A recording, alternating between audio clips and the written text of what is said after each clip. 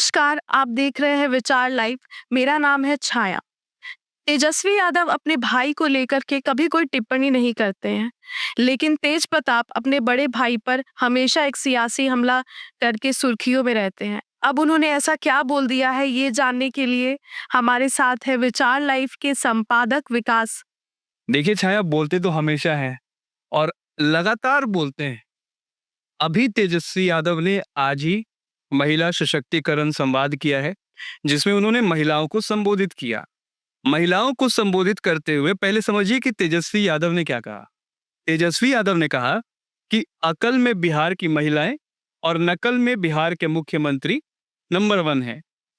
उन्होंने कहा कि माई बहन योजना जो हमने लाने का प्रयास किया, जो हमने कहा कि हमारी सरकार बनेगी तो हम माई बहन योजना लाएंगे, उसको उसका नकल करते हुए उससे डर कर नीतीश सरकार ने 10,000 रुपए महिलाओं को देने का ऐलान कर दिया, जो कि कल नीतीश कुमार पहली किस्त उसकी 26 तारीख को 10,000 रुपए महिलाओं के खाते में भेजेंगे। अब उसको लेकर के माई बहन योजना पर जब तेजस्वी यादव ने कहा, तो उनके बड़े भाई जो अर्जुन अर्जुन कहते थे तेजस्वी यादव को, तेज प्रताप, जो कभी किंग मेकर की भूमिका में रहते थे, लगातार हमले बोल रहे हैं। आज एक बार फिर उन्होंने क्या कहा है कि तेजस्वी यादव का जो माई बहन योजना है, उसका फॉर्म भरवा कर भी लोगों को लूटा जाएगा। यानी एक तरीके से उन्होंने अपने छोटे भाई के इस योजना को ढकोसला बोल दिया है। आप देखिए कि तेज प्रताप यादव लगातार सुर्खियों में है। कभी कहते हैं कि रील बनाने वाला बिहार का मुख्यमंत्री कैसे बन सकता है, वो नचनिया है। उनसे जब मीडिया पूछती है तो कहते हैं कि रील बनाने वाला नचनिया ही, उसको नचनिया ही बोलेंगे और क्या बोलेंगे। उनके विधानसभा राघोपुर जाते हैं तेज प्रताप यादव। तेजस्वी यादव के विधानसभा जाने का क्या मतलब है? और वहां जाने के बाद वे नाव पर से लोगों से कहते हैं कि आपका विधायक रील बनाने में व्यस्त है। वहां पहुंचने के बाद वे वहां की महिलाओं से कहते हैं कि आपका विधायक नहीं आया क्या पूछने कि आप लोग कैसे स्थिति में हैं। आप देखिए किस तरीके से तेज प्रताप यादव लगातार सुर्खियों में थे। खबरें ये भी आ रही थी कि हो सकता है कि बिहार विधानसभा चुनाव के पहले तेजस्वी यादव किसी को जवाब देने में पीछे नहीं रहते हैं। तेजस्वी यादव हमेशा अपने विपक्ष को जवाब देते हैं, लेकिन अपने बड़े भाई को वो कभी जवाब देते नजर नहीं आए।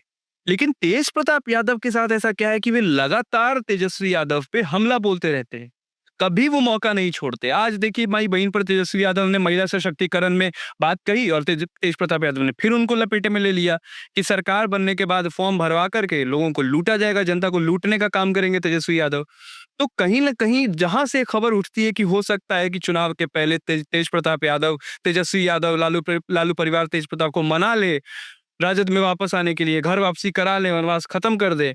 तेज प्रताप यादव कभी गीता का कसम खा के कह देते हैं, कभी कृष्ण भगवान का कसम खाते हैं कि हम राजद में वापस नहीं जाएंगे। और वो एक और तरीके से ये स्पष्ट कर देते हैं कि राजद में तो अब मेरी वापसी कभी भी नहीं होगी, परिवार का हिस्सा हम दोबारा बन सकते हैं, राजद का हिस्सा हम दोबारा नहीं बनेंगे। लगातार वो तेजस्वी यादव पे हमला कर रहे हैं। तेजस्वी यादव जो भी राजद के प्रमुख चेहरे हैं, लालू प्रसाद यादव के बाद राजद के प्रमुख चेहरे हैं तेजस्वी यादव, बिहार में नेता प्रतिपक्ष हैं, और उन पर लगातार तेजस्वी यादव हमले कर रहे हैं। कुछ दिनों पहले अंदरूनी जो घर में परेशानियां चल रही थी, जिसके चलते रोहिणी आचार्य ने ये भी कहा कि अगर मैंने अपने पिता को किडनी नहीं दी है तो आप लोग इसका प्रूफ दीजिए, अगर ऐसा होगा तो इसके परिणाम उल्टे आ सकते हैं। रोहिणी आचार्य ने तेजस्वी यादव को, लालू प्रसाद यादव को अपने ट्विटर हैंडल से अनफॉलो कर दिया, अकाउंट प्राइवेट कर दिया। तेज प्रताप वहां उनके समर्थन में खड़े हुए थे।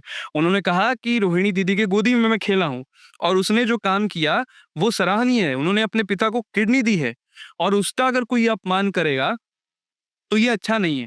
तेजस्वी यादव ने यहाँ तक कहा था कि अगर उसका कोई अपमान करेगा तो मैं सुदर्शन चक्र छोड़ दूंगा।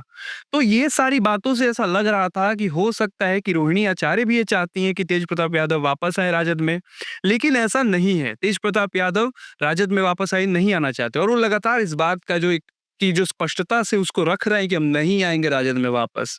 चुनाव से पहले तेज प्रताप यादव ने कह दिया है कि हम जनशक्ति जनता दल और वीवीआईपी जो उनके गठबंधन है, हम उसके साथ अपने उम्मीदवार उतारेंगे। और छाया, समझने की कोशिश करिए कि अगर तेज प्रताप यादव अगर अपने उम्मीदवार उतार देते हैं उन जगहों से जहां से राजद अपने उम्मीदवार उतारेगा, तो तेज प्रताप यादव स्पष्ट रूप से राजद का वोट काटेंगे।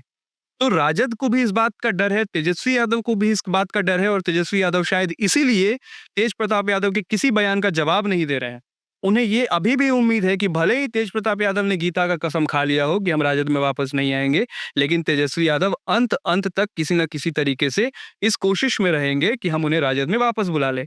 नहीं तो तेजस्वी यादव पर ऐसे ही जो गठबंधन के अंदर जो परेशानियां चल रही हैं सीटों को लेकर के, जिस तरीके से जनसुराज एक तरीके से आ गई है चुनावी खेल के अंदर, चुनावी मैदान के अंदर, तो पहले से ही मुकाबला त्रिकोणीय है। अगर तेज प्रताप यादव आते हैं तो वोट और भी कटेंगे।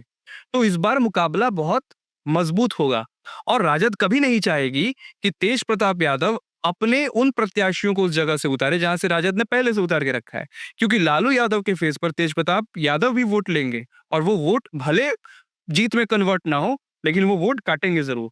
और हो सकता है कि राजद के कई जगहों से जहां से राजद अपने उम्मीदवार उतारेगा, वहां से उन्हें जीतने ना दे तेज प्रताप यादव।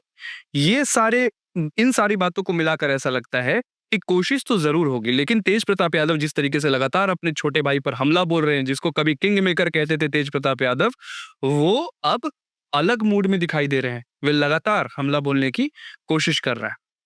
इन सभी बातों को सुनकर ऐसा लगता है कि तेज प्रताप अब अपने घर वापस नहीं जाएंगे। ये वनवास से वो कभी नहीं लौटेंगे और ये जो भाइयों की लड़ाई है, ये कभी नहीं खत्म होगी। ये सियासी लड़ाई कभी नहीं खत्म होगी। आप देख रहे थे विचार लाइव। बहुत बहुत धन्यवाद।